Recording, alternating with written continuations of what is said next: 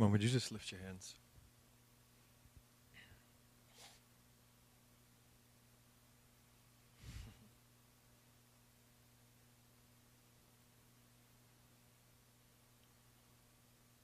Precious Holy Ghost,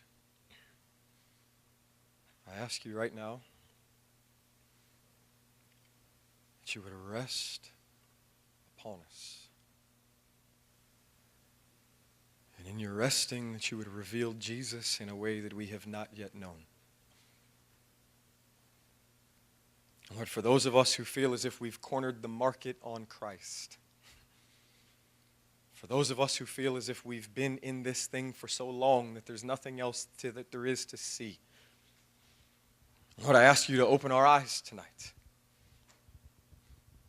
I ask you to show us more than what we've come to experience in our days up until this point right now.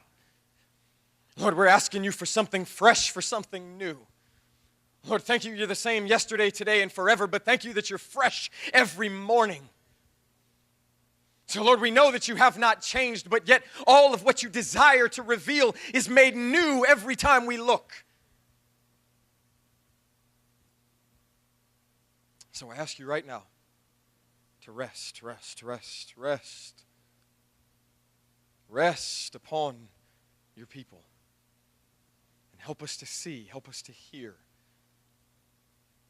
Let our hearts burn within us. That we would know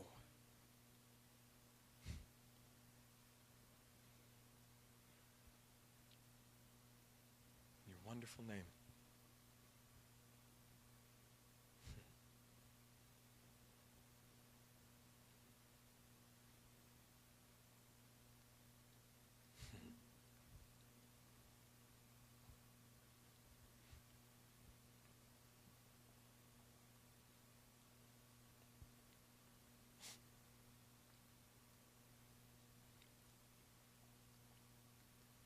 I'm going to take just a few quick moments to share something that I feel the Lord has put in my heart for you. And I wish at this point that I would have gone first, because he does it to me every time.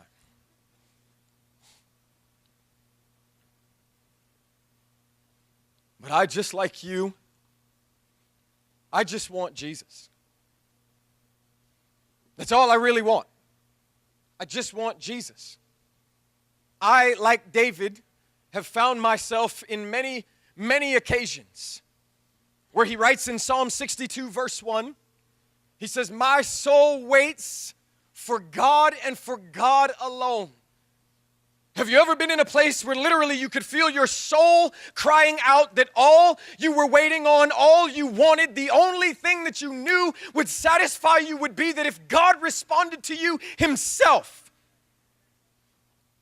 David says, "My soul waits for God alone." You see, and what I would like to emphasize and what I believe that the Lord wants to encourage you with tonight is, are you waiting for God? You see, because many of us are waiting for other things. Many of us are waiting for godly activity. Many of us are waiting for the fulfillment of some word that God has given to us. And in fact, many of us, though we were at one point waiting for God, are now waiting in frustration. Because it would seem as if God is not responding to me anymore. It would seem as if God is not moving me forward towards the things that He's spoken to me. All of what has been revealed to me, of even things that God might want to do with you Himself. But I would tell you that more earnest and more jealous for the word of the Lord in your life, more jealous for some activity that you think is going to satisfy you if God would finally just put you down in some ministry or some responsibility or some context where you feel like it's necessary for you to flourish in this walk with the Lord. More than you might think you want that for yourself, He wants that for you. But what He's waiting for is for you to want Him more than it. What He's waiting for is for you to be trustworthy enough for Him to do the thing that He's shown you. You see, because it's not that He's withholding from you. And in fact, I thank God that he will not give into my life anything that will take my life from a place of waiting for him and him alone. And so he waits until he can trust me with the thing that he's revealed to me. And it is the period of waiting that reveals a lot about who and what we are, regardless of what comes out of our mouth. It's the period of waiting that expresses who we really are and what we are really all about. Because most of us have a timetable. We have certain boundaries that we're comfortable with waiting on God for something. Most of us, we all have a certain line drawn in the sand that we say, okay, I'm waiting on the Lord and I can wait this far. But what about when you've been made to wait longer than you know how to wait? What about when you've been waiting longer than you're comfortable with waiting? What about when you've waited to the point where you don't even really know if God is going to do the thing anymore? It's in this time, not in the beginning stages of waiting, not in your encouraging days of waiting. All of us in the beginning, when we feel as if we've received something from God himself, are encouraged when we feel like we have to wait. But what about when waiting has gone way over what your internal disposition is able to keep the outer exterior and the facade and all of the imagery up to date with? You see, what about when you start falling apart at the seams through waiting? It's at this point that I believe much of who we think we are gets challenged. And until you lose the idea of who you believe you are and are confronted with who you really are, you're not ready to move on with the things that God has shown you. I thank God that he has given us his presence, because self-realization happens in the presence of Jesus. When you get into the presence, you start to learn things about yourself that you did not know about yourself. Take Matthew 16, for instance. Peter stands before Jesus, and he has this wonderful revelation. For thou art the Christ, the Son of the living God. And Jesus says to him, for you shall no longer be Simon, but from this point forward, you shall be Peter. You find it all throughout the scriptures. Men and women who had an encounter with the manifest presence of Jesus, even as Eric spoke about. Men and women who had an encounter with the presence that left the encounter in the presence different than when they went in. You find things becoming changed that you didn't even know needed to be changed. When you encounter God in the fullness of all and what he is, the only thing that happens is the light begins to shine. And everything that we've tried to hide and to keep in the dark of our lives gets exposed. And that's why most of us, we can know about Jesus as long as I don't have to have the presence of Jesus. Because if I know about him, I don't have to change. But when I get close to him, it demands a response. It demands a response. And you cannot draw close to the person of Jesus without everything in you that's unlike him beginning to get afraid that it's going to lose its priority, it's going to lose its place, it's going to lose its foothold in your life, because the more you draw to him, everything unlike him begins to come out of you as you see the one.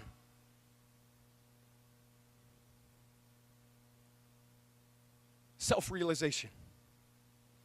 David was a man, even whom was referenced, that I would like to highlight in a very familiar story that I'm sure all of us that if we've been in the church for any period of time are familiar with. In 1 Samuel 16 and 17, we find a man by the name of David. And we find that at the end of 1 Samuel 17, verse 47, David standing in front of a giant of a man, and he looks at him and he says, today all the people will know that it's not by sword or spear that God saves. And he will give you into my hands, and I will deliver your carcasses to the birds of the sky. David is looking at a giant of a man. And the reason that David knows that God does not save by sword or spear, the reason that David knows that God is going to give him the deliverance from the life of the giant that stands on the outside of him is because David has already had deliverance from the giant that stood up on the inside of him. And because David was able to slay the giant on the inside, God gifted him with the privilege to slay the giant on the outside. And I know that David slayed the giant on the inside, because nothing crushes the giant in your life more than having to wait.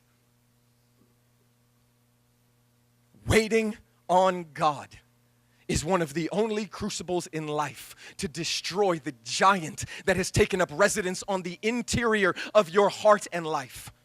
Waiting on God is one of the only remedies that God has gifted us with, though it's the thing that we resist the most. Waiting on God and God alone is one of the only ways to bring an abrupt death to the giant that lives on the inside of you and of me.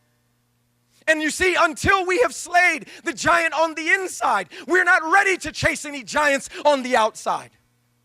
Because when you're chasing the giant on the outside, though you might think you're killing giants on the outside, all you're really doing is feeding the giant that's still alive on the inside. All you're really doing is feeding the thing that you've really wanted all along. And so now slaying Goliath isn't about so that all of Israel can see that there's a God who is actually alive and for his people.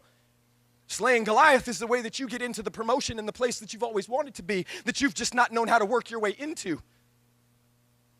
Slaying Goliath is no longer about God as much as it is about you. And what will Saul do for the man who slays this uncircumcised Philistine? David doesn't even want to hear anything about it.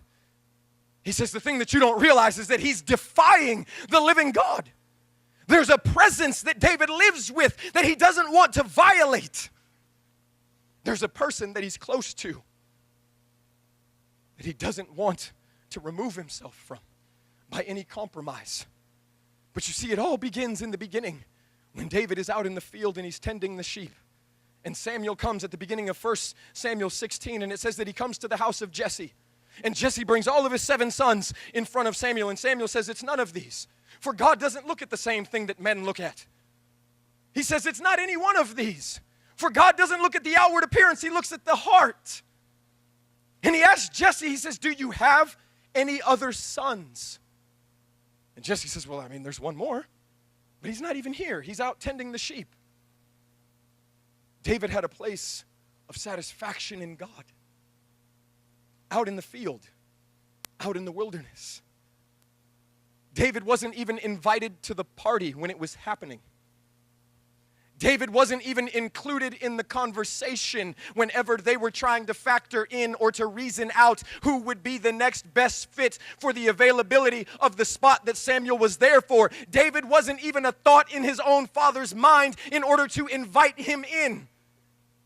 But I will tell you that though the eyes of the world were not upon David, the eyes of God knew right where he was. And David sat out in a place of faithfulness. David sat out in a place of waiting. David sat out in a place where he truly had to find if he was satisfied in God and in God alone.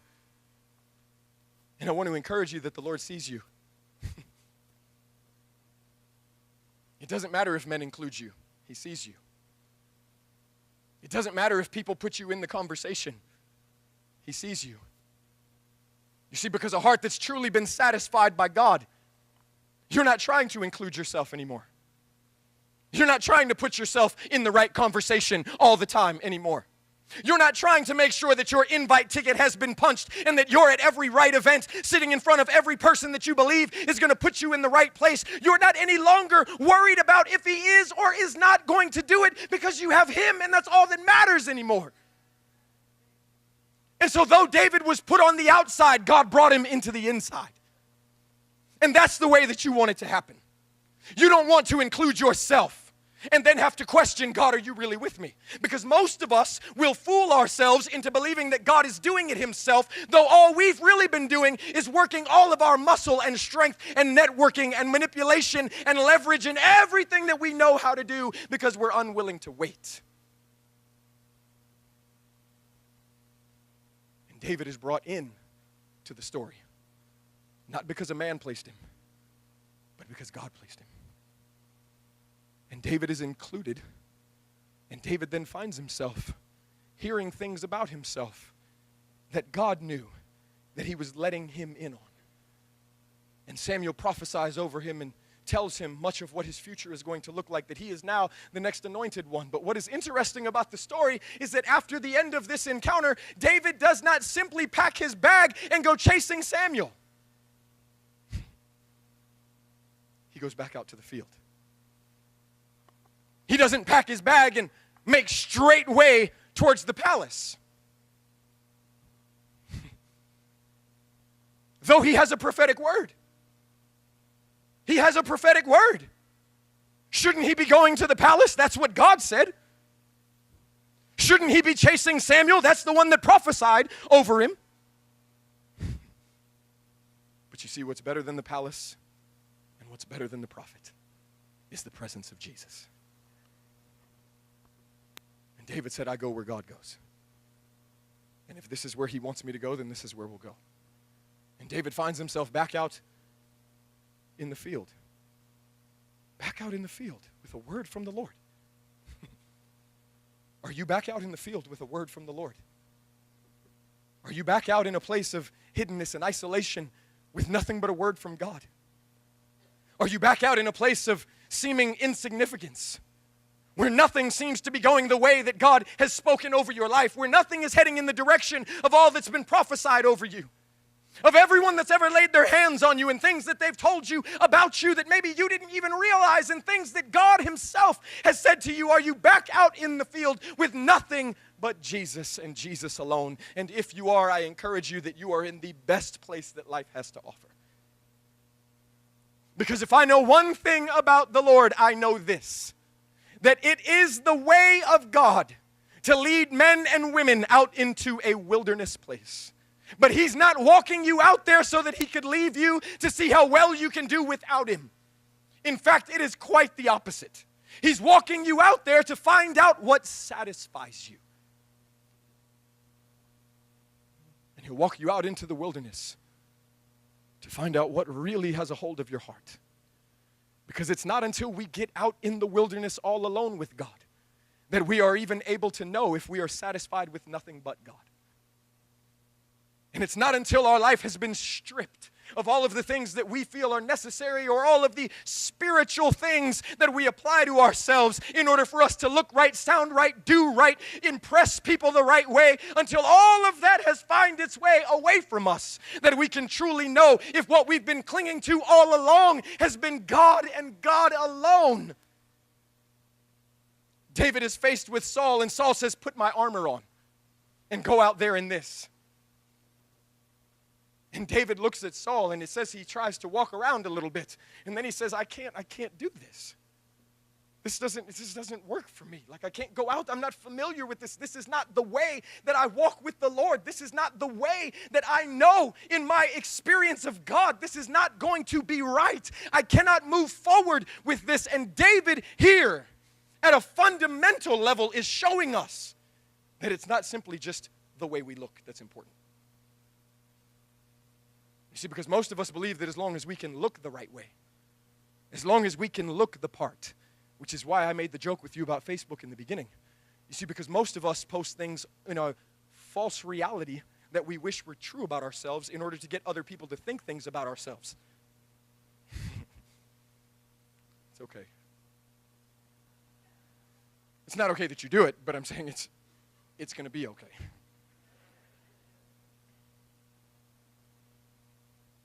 And so we have this false time and space where we can be anybody that we want to be as long as we post the right thing.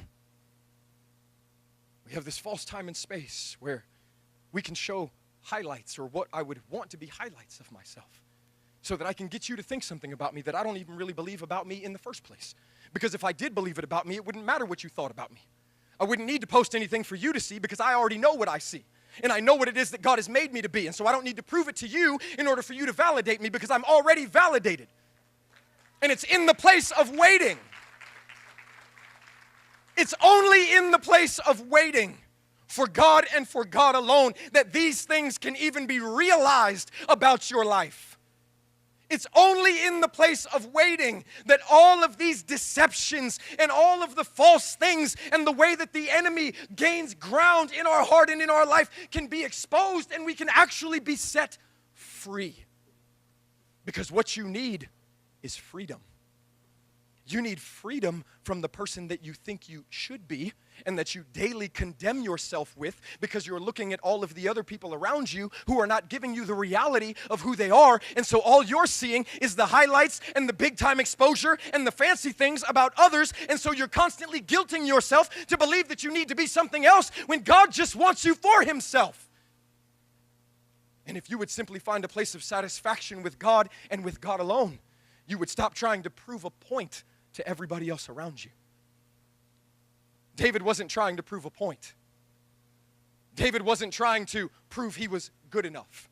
He wasn't trying to prove he was strong enough or spiritual enough. He wasn't trying to prove to the rest of those around him that he had the goods and he could get the job done.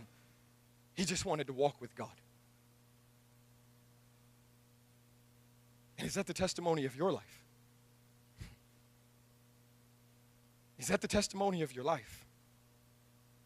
Do you just want to walk with God? It can be tested in one very quick way. What if he doesn't do for you the thing that he promised you? We'll find out real quick what you're after. We'll find out real quick what you're waiting for.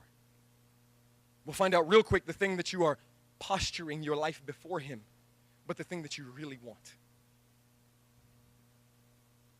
David said, my soul waits for God and for God alone. And it's not by sword or by spear that he saves.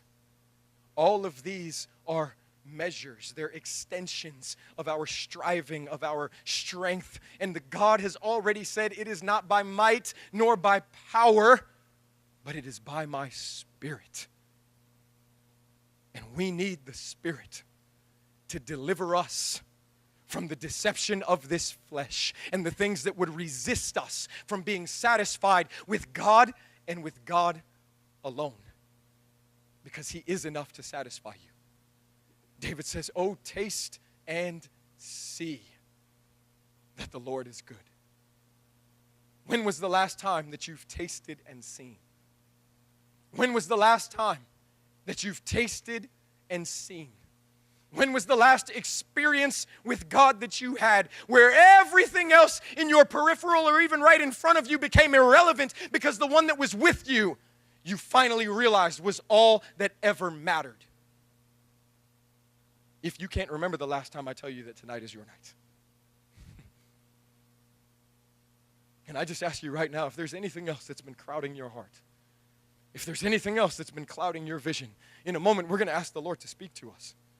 And you see, it's a dangerous thing to ask because it means he's going to answer. And once we ask and he answers, I pray that he gives us grace. I pray that he gives us strength in order to deal with whatever it is that he exposes in us. I'm going to ask our team to come and join us on the platform. And right where you are, I'm going to ask you to stand on your feet. I'm not going to belabor the point. All over the room, would you just stand up on your feet?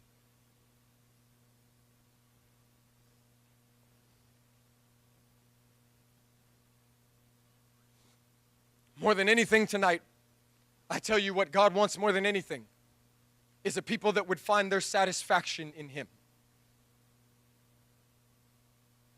A people that would find their satisfaction in him.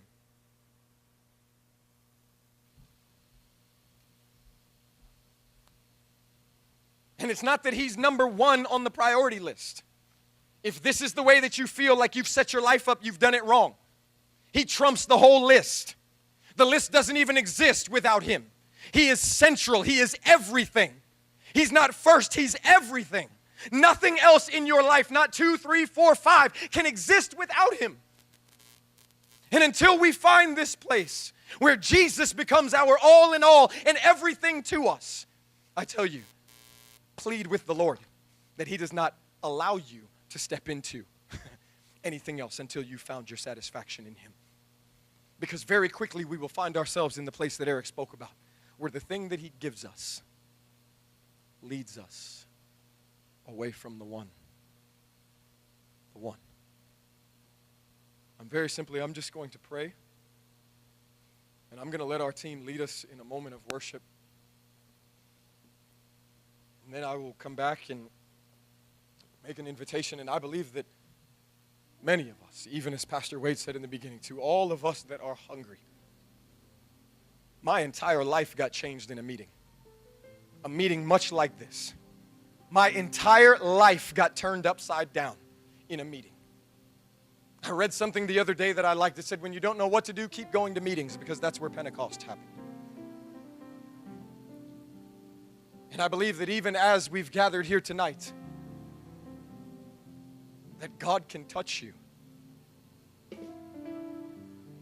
That God can satisfy you. And that He can give you rest.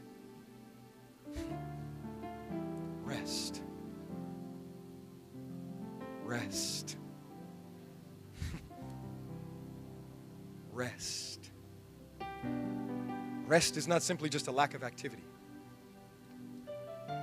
Rest is a severing from dead works. Jesus said, even today on your Sabbath, my Father is at work, and that's why I'm at work. It's not a lack of activity.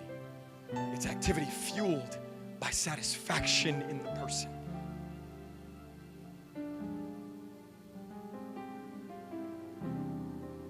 Lord, I pray, speak to us. Speak to us. I pray, draw each and every one right now. Draw each and every one. Draw us, Lord. Draw us away from lesser lovers. Draw us away from the lies and the deceiving ways of the enemy that have kept us from the experience of true satisfaction in our lives. Draw us, Lord, I ask you.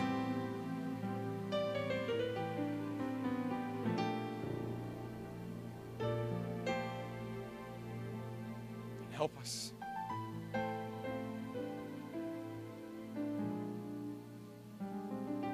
on, let's worship for a moment. When the music fades, it's all is stripped away. I simply come,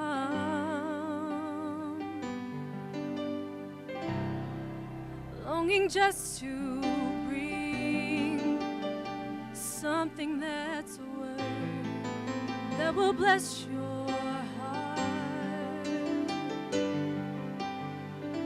I'll bring you more than a song, for a song in itself, it's not what you have required. You search much deeper within, through the way things appear. You're looking into my heart. I'm coming back to the heart of worship, and it's all about you. It's all about you, Jesus. I'm sorry, Lord, for the things I made it, when it's all about you. It's all about you, Jesus. King of endless worth, no one could express how much you deserve.